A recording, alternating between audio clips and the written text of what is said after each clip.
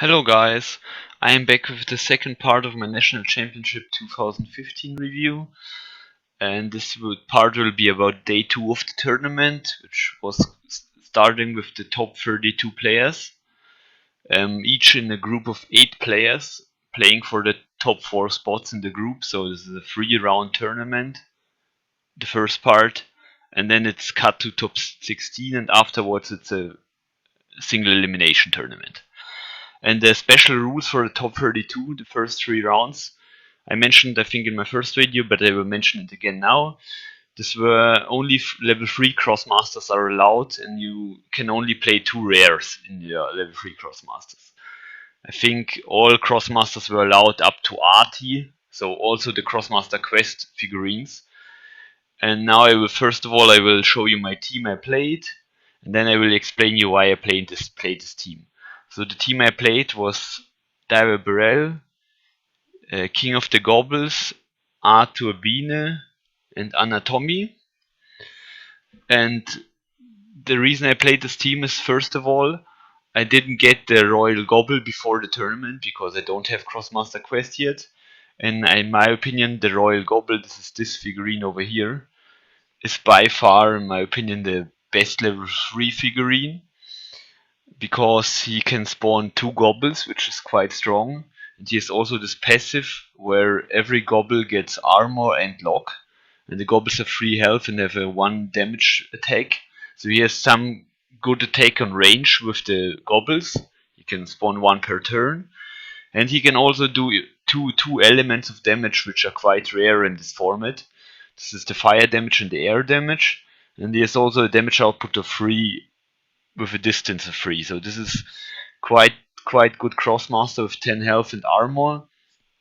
But I didn't have him. But I thought that many players will play him, and because of that I decided to go with the King of the Goblins, because his damage for his melee attack is increased by 2 if a gobble is near the target. And if your opponent is playing King of the Royal Gobble, which can spawn 2 gobbles, and he himself is a gobble, you have 4 gobbles on the field with the gobble of the king myself. So I just thought it will be pretty easy to get a gobble near an opponent, so that I can do extra damage. So this was my counter approach to the Royal Gobble play meta, I think, because I thought many players, 20 or more, would play Royal Gobble if they have him. I think the deciding factor for many players were that they didn't get a hand of him, so not that many players played him. And then a second very strong Crossmaster, in my opinion, which was advice from a friend of mine who likes Artubine quite a lot. He also played it in the main tournament. I haven't played him before, but he told me that he's pretty good, especially if you can give him critical strike or something like that. He can attack 3 times basically from the start, and he can heal himself back up afterwards. So you probably know this Crossmaster already, and he has armor and 10 health. So the idea with this Crossmaster, you will start out slowly by moving only 1 space or something like that, and using this stowage attack, which gives him movement point for next turn. And once you have 4 movement points, you can use it twice, and then you have 5 movement points next turn, and you can walk 1 or maybe 3 and heal yourself back 1 by 1. So he starts slowly, but once he has his 5 movement points, it's quite strong, because he can attack 3 times with pieces armor and heal himself back up afterwards. So quite a good figurine for this format, in my opinion. So I decided to go with this team, because Anatomy, the idea was with swapping Anatomy, the gobbles around, such that I can get a gobble near an opponent and then hit him with the King of the Goblins. Artubine is just for the high damage output, and the Diverbrell has a very good damage output. He's also a farmer, which is quite interesting, because you can collect karma faster with that. And you can use the shovel to push Artubine forwards. And I will show you that by showing you my first turn, which I did if I started the game most of the time. So I started with walking Anatomy over here, collecting the karma, then spawn a shovel over here.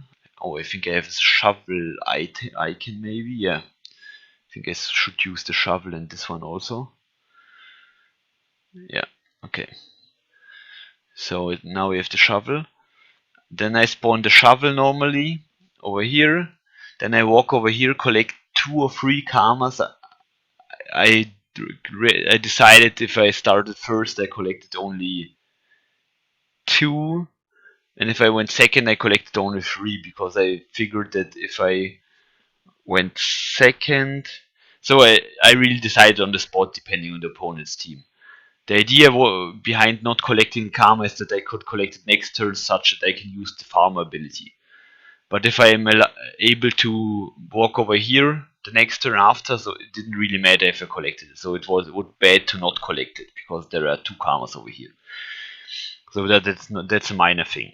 The important thing over here by moving here and spawning the shovel here is that I can move Arturbine before it's his turn and then walk the shovel probably over here. And then it's Arturbine's turn, then I can walk over here and heal myself back up the first time because he has 3 movement points and he now gets 1 movement point for next turn. And the King of the Goblins walks over here and spawns a gobble. The gobble, yeah, it's really depends where he walks. So he probably doesn't want to get attacked, so maybe he walks over here or something like that. So it's unclear what he will do. The idea behind this setup is the next turn I can easily swap most of my Krosmasters with Anatomy to an aggressive position. For example, I want also to buy with Anatomy in the first turn. So that's why I'm standing on the shop and I want to buy something and then afterwards maybe swap either the king or Arturbine forward or over here or even over here because it has a red spell so I can swap them anyway. So this is a pretty good position, and what I also can do if I don't need to use the shop right now and maybe want to use it later with Diver Bear or something, I can swap him with the king and then walk over here and swap him with Arturbine. And then I should probably keep the shovel last turn over here. Okay, now I walked free, so now the problem is Diver Bear cannot chop now, but I can also so this is quite, if there are not any good items I can do that and go very aggressive with my other Krosmasters. So it really depends. It depends a lot what I do in the second turn, okay, I cannot really tell you that right now. So now I will start with the first round of the tournament. In the first round of the tournament, setup was like that.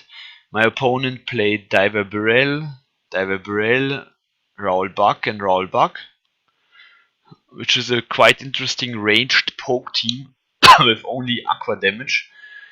Me and my friend also wanted to try the two-diver rail comp, or he wanted to try it, but we figured that only being able to spawn 1 shovel is not that great, so we decided to do something else instead. And he played this range poke team, and he started the game, and I did the same in the first turn, and he started the game with spawning a shovel and walking in it right on this shop. So I decided to swap my setup around a little bit and kill the shovel in the first turn, because I thought, why not? It's a free kill, so might as well kill it. So I decided to swap Arturbine in the first turn already and then kill the shovel from over here and get movement points back. So then Arturbine ended the turn over here or something.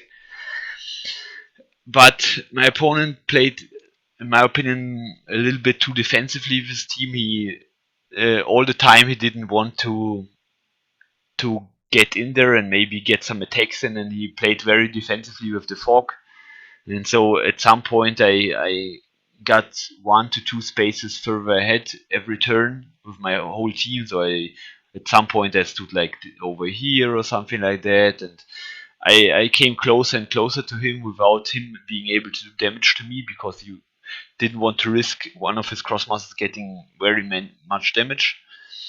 And then at some point my Arturbine had 5 movement points and my king could have been swapped, and I was able to attack his Raoul Buck over here on this side, so such that he could not really counter attack him. He could only attack him with this Raoul Buck. But my king has lock, so it was pretty hard for him because his Diver Barrels were standing over here, pretty far away. and this rollback was standing, I think, over here. I think it was like that. So he was not able to attack my King of the Goblins over here. And then the turn after, I could kill this rollback, and soon after the game was over because he could really not do any counter damage because he stood too far behind, in my opinion. So I won this game against Philip. Afterwards we talked a while. It was very interesting talk. And the turn after, the game after, I mean, my opponent was Ralph, and he was played an interesting team with the Royal Gobble, as I would have expected. The Krosmaster Junior Panda, which does 4 base damage and rollback, which is also quite an interesting team. So I will do my setup as usual. I think at this game I started the game. So I set up like that, like usual. And this game was more interesting and took a very long time. So he went pretty aggressively in the second turn with his Royal Gobble over here, such that he could buy the Yob style, because he didn't want me to get the Yob style in the first turn and the second turn. So I decided to use this decided to get advantage of that and attacked him with my Artubino on this Royal Gobble. The others were standing behind a little bit, I don't know where exactly.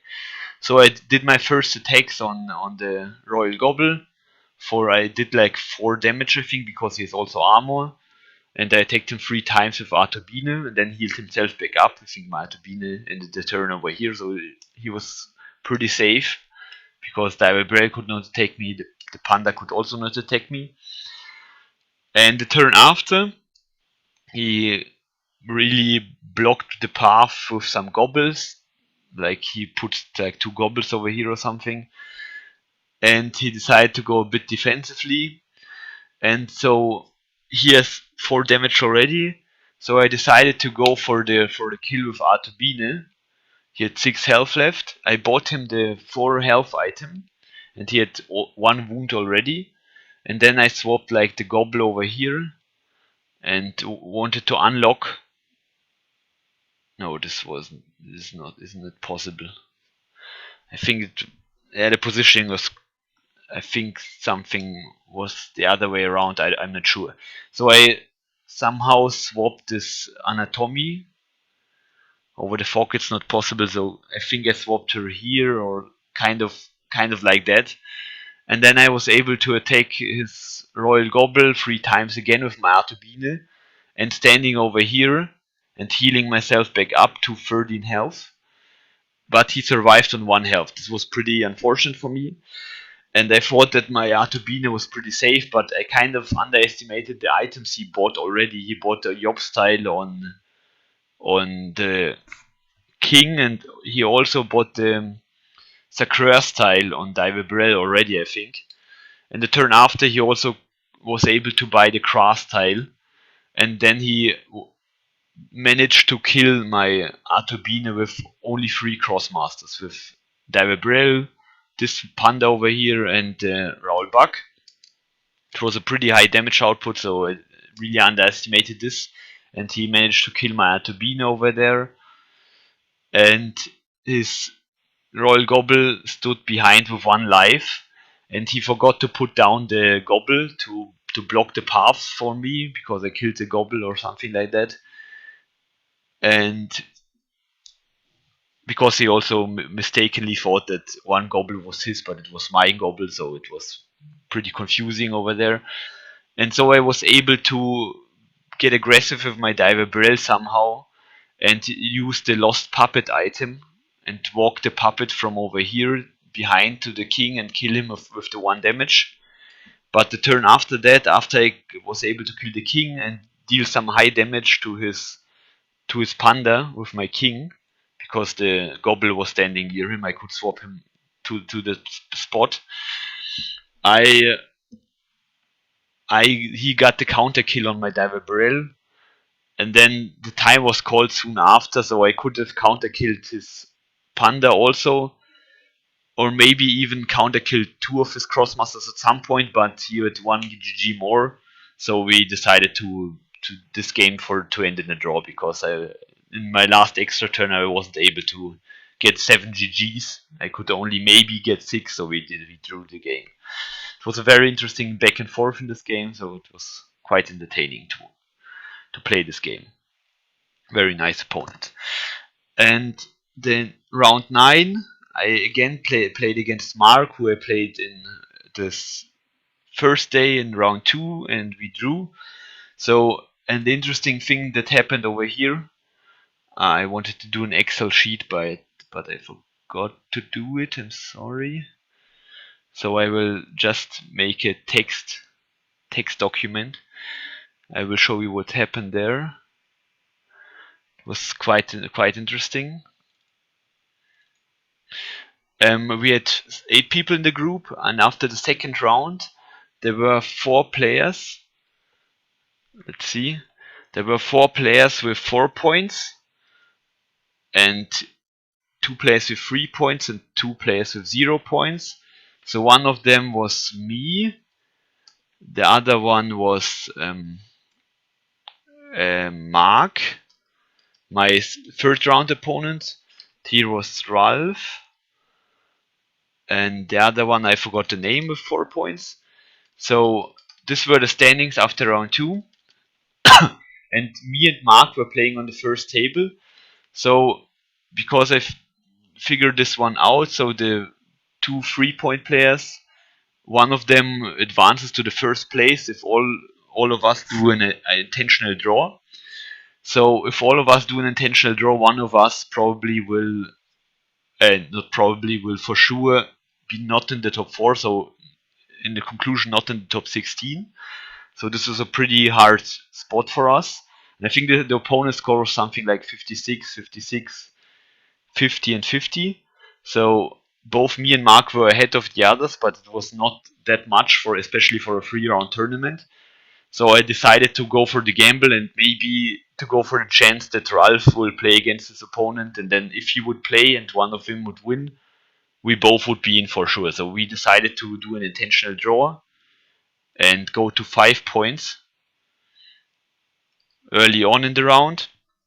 So giving the pressure to Ralph and his opponent, such that they probably have the chance of playing, or they decide if one of us will draw himself out of the tournament. So they played the game, but after they played the game, they weren't able to close out the game in time. So it was an unintentional draw at the end. So there were at the end 4 people with 5 points and 1 with 6 points.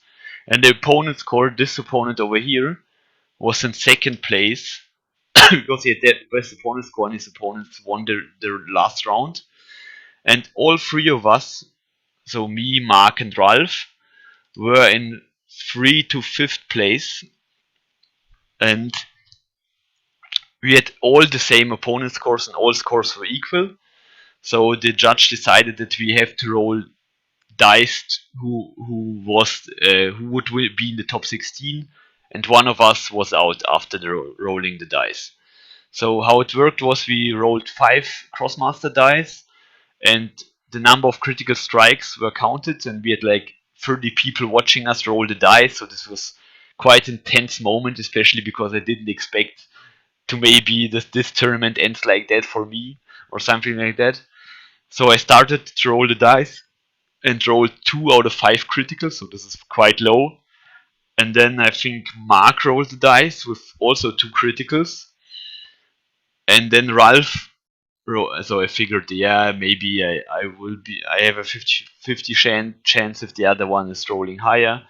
So that was fortunate up to that.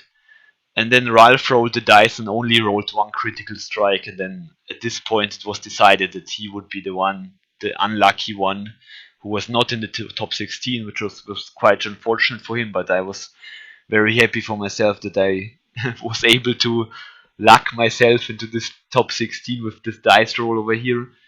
And so me and Mark were in the top 16 because the die roll afterwards we rolled who was in 3rd and 4th place, but it was not very important. So then I reached the top 16 by rolling the dice there. So now we now played again in the top 16. The format was the normal format from day one, which you saw in my day one video already.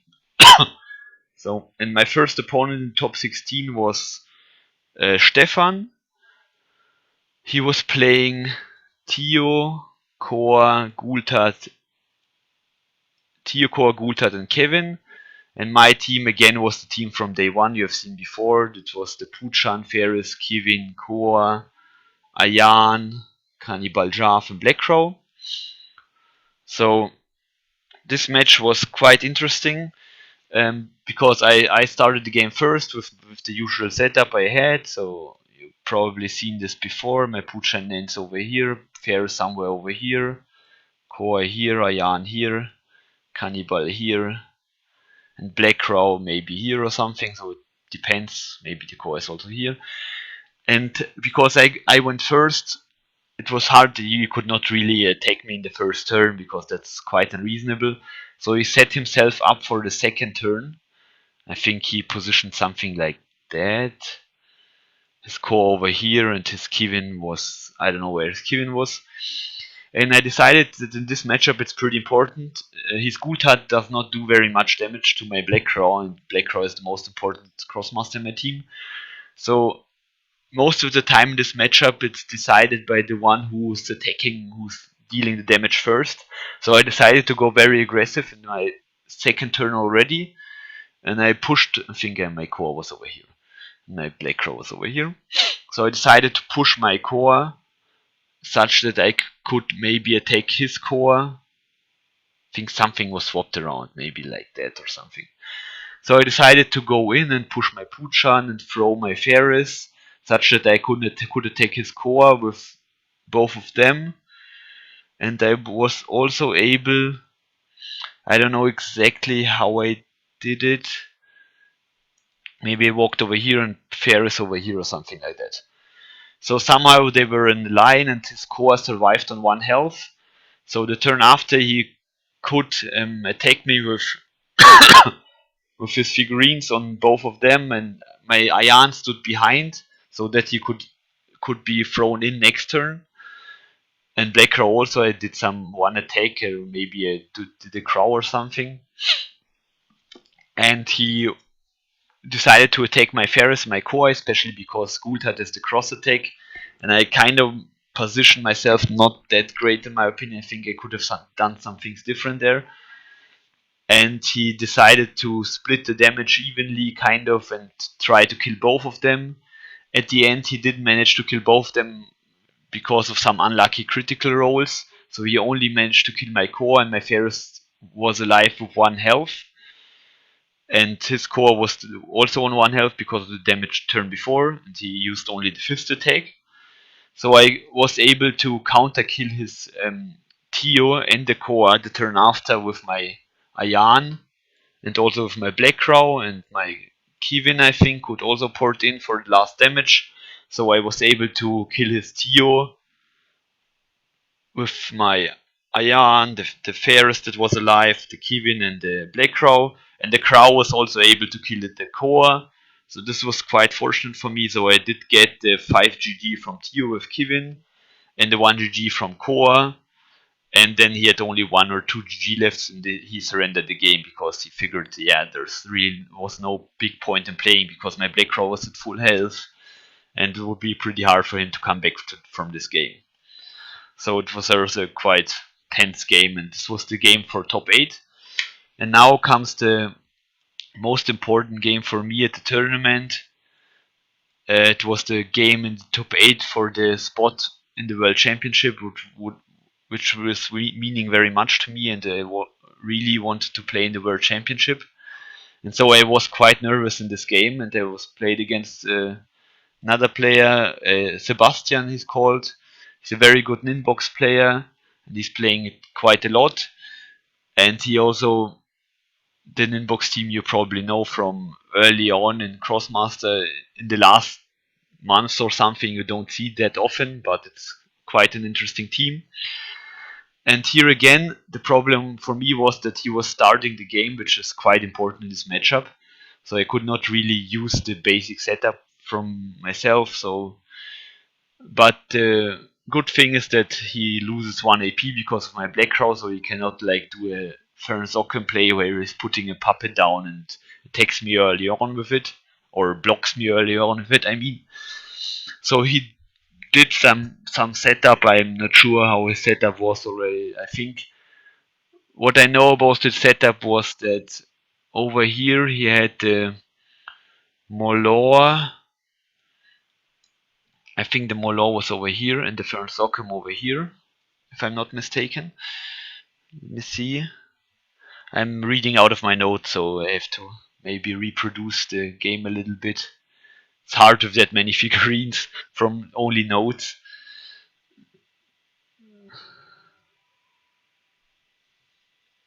Okay, so I figured because he stood in line over here, I decided I want to be able to attack. I think over, yeah, no, I think it's fine. It was like that, I think, or maybe over here. Is that even possible? Yeah, it is. Yeah. So I decided to go and attack both of them and to go aggressive early on with my Black Crow also. So I kind of pushed my Black Crow over here, I think. No, my Black Crow is over here. So I pushed Black Crow over here, and then I was able to walk over here and the, this, how is it called, the attack which hits both of them, and but without any items. So I only had the critical strike or something like that. I don't think I had an item there.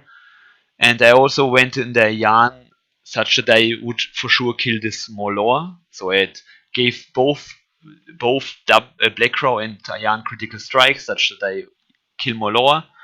And I thought his counter attack wouldn't be that easily. So he could throw his Lucky Luke somewhere, and then he could maybe try and attack my Ayan. But if his Molor dies, it was pretty hard for him to, in my opinion, to attack to kill my Ayan without like going with his whole team over there on this side. So I'm not sure. So I decided to go very aggressive, and also his Fernsocken, which is quite annoying figurine, got also 4 damage.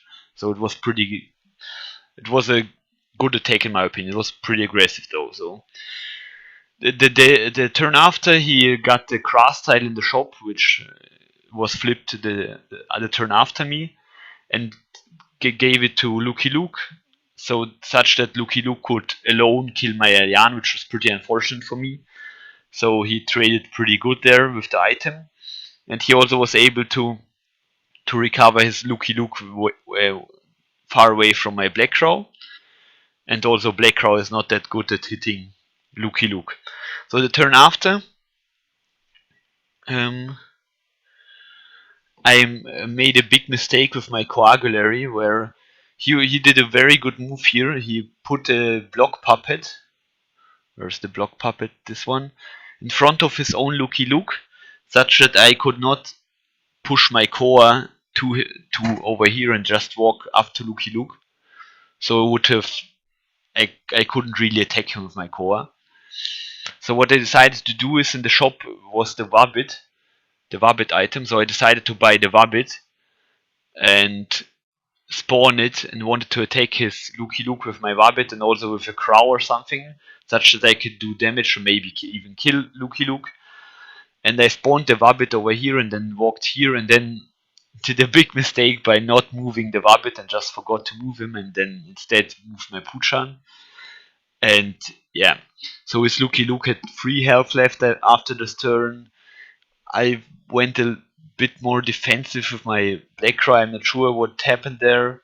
And then he attacked me back, and the turn after again I forgot to move my Wabbit again, but got lucky with my 2 Crows I had. I spawned 2 Crows up to that point, and was able to do a last critical strike with a Crow of mine on Lucky Luke, such that Lucky Luke would die. And yeah, he did the turn before. I think he went quite all in, or the turn after, I'm not sure. So he went very aggressively the turn after that, I think, on my Black Crow, but didn't manage to kill it. Only dealt 9 damage. Was pretty unlucky at some point, so he attacked me with Cleophy and other figurines also, but only dealt 9 damage out of 10, or maybe 8 because I had one already. And also because I got the arrow buff the turn before, which made me resist 2 damage out of Cleophy. So it was pretty lucky from me on my side on many spots in this game. And so I survived on 1 health, and the turn after I could heal myself back up by 7 health and also kill a figurine of him. So he decided there's no point in playing anymore because I saved my Black Crow, and he had only 2 or 3 GGs left at that point. I'm not sure. So he figured that he might as well concede this game, and yeah, it was very tense game, and I was very lucky in many spots. And because of the nervousness, I forgot to move the Wabbit twice, but I still managed to win this game. And it was very amazing. I was so happy to being in the top 4 at that point. So every match from now on was like a bonus, and every prize I got after that was a bonus for up to now. So let's remove this one. And then the top 4. In the top 4 I played a quite interesting team I haven't seen before. I think it was, yeah, I will show it to here. Cannibal Jav, Count Frigost, Core, Ferris, Myclock and Kivin. So this is quite rare team, especially because Cannibal Jav cannot push Count Frigost, and the Core, you can push the Core, so I don't know, it's kind of weird team, but yeah, he played it very well. He's let me check my notes.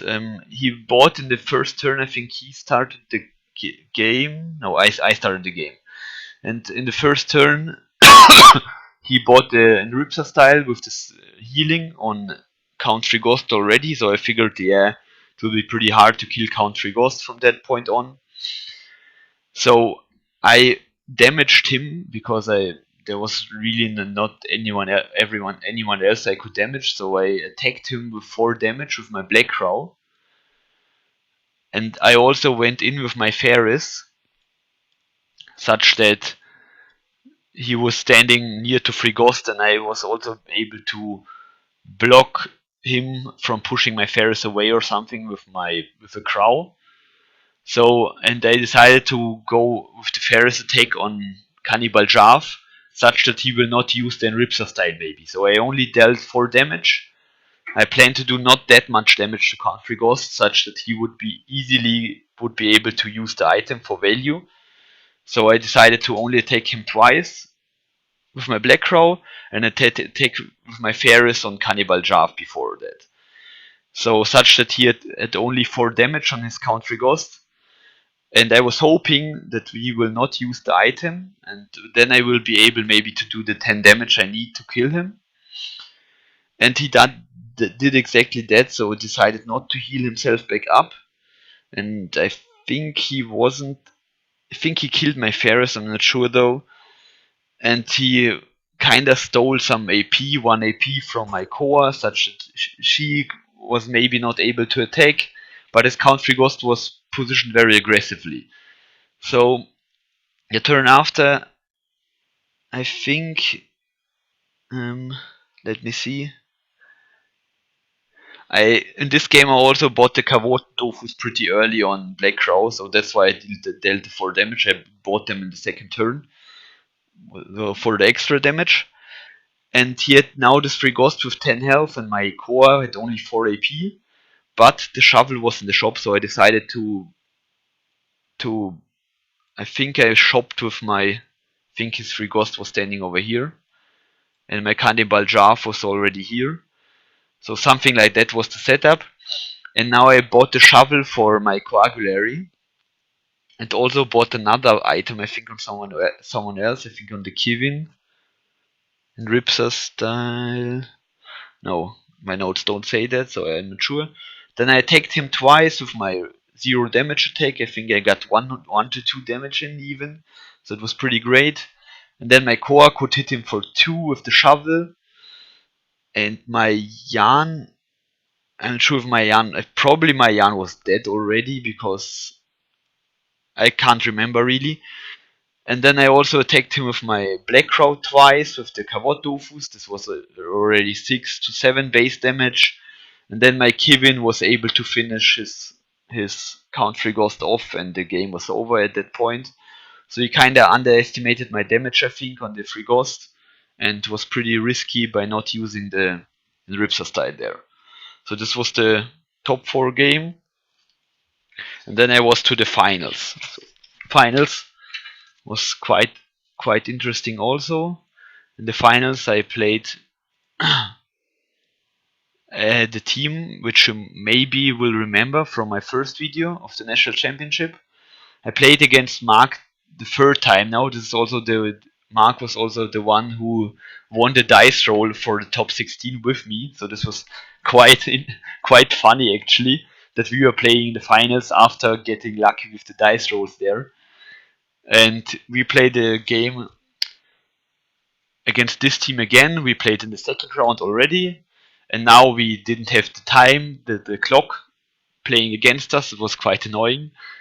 So this video, there is also already a video of this game uploaded. You can click it on the top left corner, and soon there will be a commentated video on this one where me and Mark and Dakao, you probably know from the forums, will do a commentated version of this game. It will come online soon, I think, maybe Wednesday or something. And this one will be at the top right corner if it's online. So right now it's not online, it will be online soon. So you can check this one out. If you want a short summary, you can just watch this video now. I will give you a short summary of this game. So once again, I have the problem in this set against this team that he is starting first, and the game kind of feels like the game we played in the second round already, where he's positioning himself such that he can push most of his Krosmasters to me, and I decide to take a defensive route at the start. I just walk over here and take his Emma with one Crow and one the other attack from Black Crow, and then I position my Crow. Let's see if there is a Crow over here. Yeah, here's a Crow. I position my Crow, I think he was something like that. Position my Crow on the shop such that he was not able with his Lukey Luke. He was not able to push his core to my Black Crow and attack me with any of his cores. So I also, because of that, I position my Ferris. Where is my Ferris? Here. Did he have a Ferris? 4, 5, 6, 7, 8, 9, 10, 11, 12. So my Ferris is somehow gone. So I also position my Ferris here. Did the mistake. You will see it in the commented version, a detailed version of this. I positioned myself such that he could use this cross attack with his Emma on both of my Krosmasters, and he also got the arrow buff, but he wasn't able to kill my Ferris with it, so he had that 5 base damage and also one other attack, I think. So he was quite unlucky with the critical rolls, and so he was not able to do that much damage. And yeah, Ferris survives. And now I was able, he went with his Ferris in to my Black Crow, also over here. He threw it with Puchan. And I was able to counter kill his Ferris. It was quite hard. I had to push his Ferris away first, and then I was able to attack him with the Koa. And I did a counter kill with Kivin also. And I think I ported back over here. And I was also able to kill my Black Crow back up a little bit, I think. Or I walked away pretty far in this turn. And only killed his Ferris, I think. So my Jan was still alive, but I didn't go in with my Jan because I didn't want to sacrifice her yet. I think she was blocked quite a lot with the puppet from Fernzokem. And after the turn, he have managed to kill my Ferris or something, and something else, and went pretty aggressively with his Emma over here. Something like that. and she had only, I think, 9 health left or something. And I got pretty lucky in the shop because I was able to purchase the block puppet. Was, I don't know the positioning exactly. I think the block puppet was standing over here or maybe over here. So I was able with my Puchan. I think my Ferris was dead. His Ferris was dead already. My core was probably dead also. I had this one left. I think this was something like that. I was able to purchase the recall potion for my Yan and also the aqua buff for my Black Crow. And this Black Crow was also dead. So I think, yeah. So I could teleport my Yan over here with this potion and then attack him 3 times with my Yan. And then also with my Black Crow, I didn't even need the aqua buff. His scores were at that point over here to kill his Emma. So I could save my aqua buff and move a little bit back such that he was not able to attack him with his Uri, who was standing somewhere over here. So it was a very tense match. At some point, he was able to counter kill, killed his Emma. He was able to counter kill both of these, and I had only the Kevin and Puchan and Black Crow.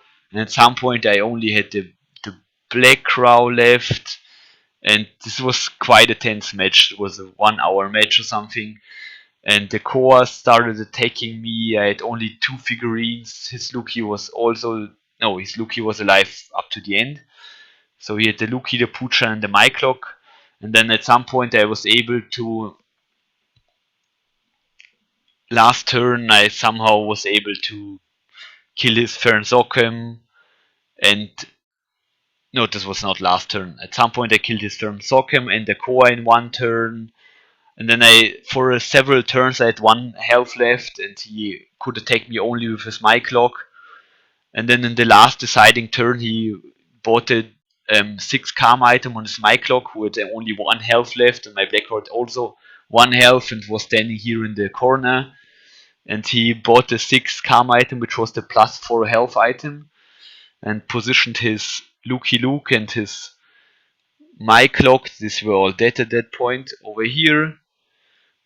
And my Puchan was standing here, and now he had 2 GG left, and I had a pretty interesting roll where I rolled the dodge and the critical or dodge side at the start of my game, and I had to decide if I want the double but don't get the crit then.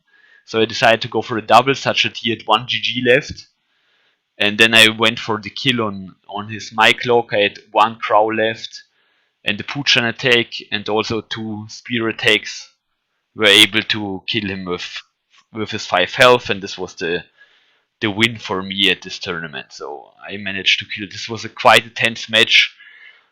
There were like 5 to 6 rolls of dice which would have decided the match against me. Maybe also some that would have decided the other way around. So this was a ridiculous game, and I also got very lucky at that point. But it's pretty obvious that if you're winning such a tournament, you need to get lucky at some point. Very, very amazing game. You have to check it out. So just watch this one. I will post a link in the comments also for this game. So this was the final game of the tournament. I hope you enjoyed the second part of my National 2015 report. I wanted to thank all the people who congratulated me on this tournament win and on my National Championship title. There were people from all over the world congratulating me, and I'm very thankful for that. I'm also very thankful to be a part of the amazing national team of Markus, Andre, Mark, and myself. I think this will be an amazing World Championship with them, and I'm hoping to meet some other players from all around the world at the World Championship at some point. I also wanted to mention that my freshly made Facebook page has some likes already, and if you haven't checked it out yet, you can do that. There is also a picture of me with my prizes I got for the tournament win. If you haven't seen it up to now, you can check it out there. And I also wanted to tell you about the next video will be about the tournament in general. And if you could maybe post in the comments what you want to hear about, other things outside of the games that you want to hear about the national championship. Maybe if you want to hear about my opponents, maybe about other players, maybe about the judges, what topics should I definitely talk about? Just tell me in the comments down below, then I will maybe be able to make it like you wish and mention some things I maybe would have forgotten otherwise. So thank you very much for watching this video, and bye, see you next time.